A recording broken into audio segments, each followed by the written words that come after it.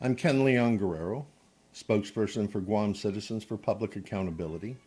And along with our counterpart, Guamanians for Fair Government, and their spokesperson, Andre Bynum, we have launched a write-in campaign. The reason we have launched a write-in campaign can be found in the Declaration of Independence, which in the first part says, governments are instituted among men, deriving their just powers from the consent of the governed. That's us, the people. We get to decide who governs us. That's the election process. However, the political party system here on Guam has collapsed.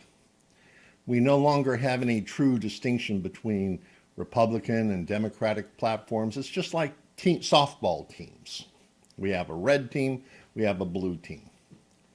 No real difference between the two teams based on the last 20 years. And that's sad. And through the write-in process, we are going to take control of the reins of government out of the hands of political parties and well-connected political insiders and put them back in the hands of the people where they belong. You see, a write-in campaign is how we tell political parties that they are not listening to the people. All we have to do is look at the results of the 2018 primary campaign, where we came out of the process with a choice of two unpopular candidates. And it's really unfortunate because instead of choosing between the best of the best, we are now being forced as a people to choose among which candidate we think is less unpopular. I mean, it's a sad comment on our political process here on Guam when the Republican Party says, vote for Ray, Lou is worse, and the Democratic Party says, vote for Lou, Ray is worse. That's why we've launched this write-in campaign, to give the people of Guam another option. Now, the political party professionals will tell you your vote in the write-in is a waste. Nothing could be further from the truth. When you mark write-in, you are telling the political parties there is something wrong with their process and they failed you as a citizen. And they don't want to hear that. That's why they will tell you when you vote for a write-in, your vote doesn't count. And that also is not true.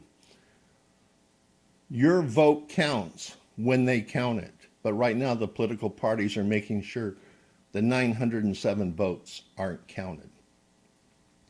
907 votes that could have changed the outcome of the primary election in a number of races. Yet the political parties don't want those votes to get counted.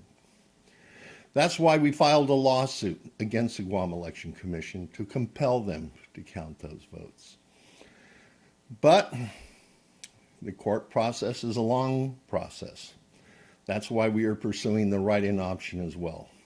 Now, the political parties, professionals, and even politicians will tell you write-in campaigns are impossible.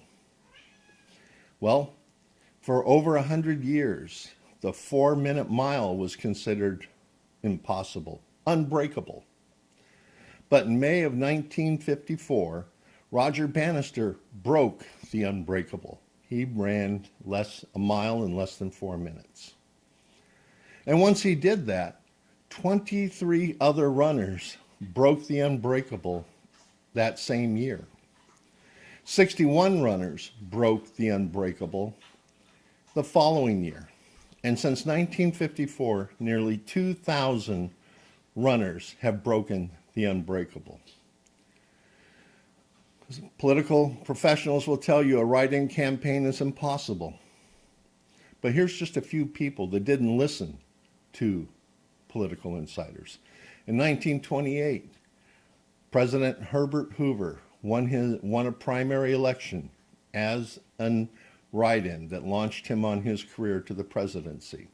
Just like Franklin Delano Roosevelt, who won a primary as a write-in and helped launch his career as president.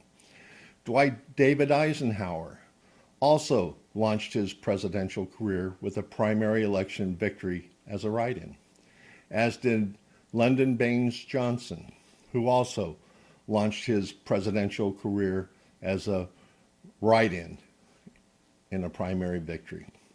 In the U.S. Senate, we have a couple of senators who have successfully run write-in campaigns.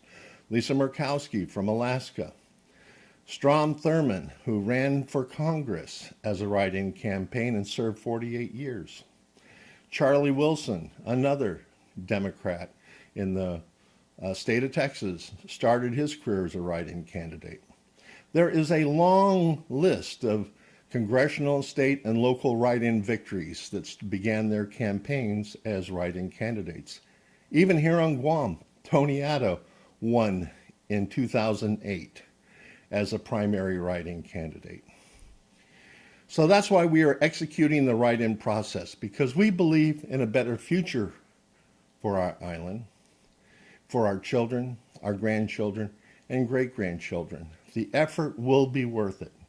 It's more important for us that we get a great leader into Adelup than getting a party into Adelup.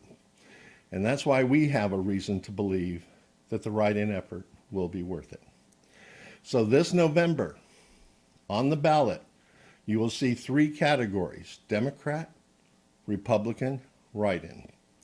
It is very important that we mark the oval completely on the write-in. That will tell the computer this is a write-in ballot. Then we put the name of the candidate, spell it out, and print it, Frank Uggan, for governor, and then print Alicia Limtiaco in the space provided for lieutenant governor. That's how we, the governed, give our consent to a leader of our choice, not the political party's choice. And that's how we take control of the government out of the hands of well-connected political insiders and put the reins of power in the hands of the people where they belong. Like this video, share this video, and this November, vote for the write-in, Frank Uggan, Alicia Limtiaco. And believe that we have a better future ahead for our children, grandchildren, and great-grandchildren than the past we leave behind us.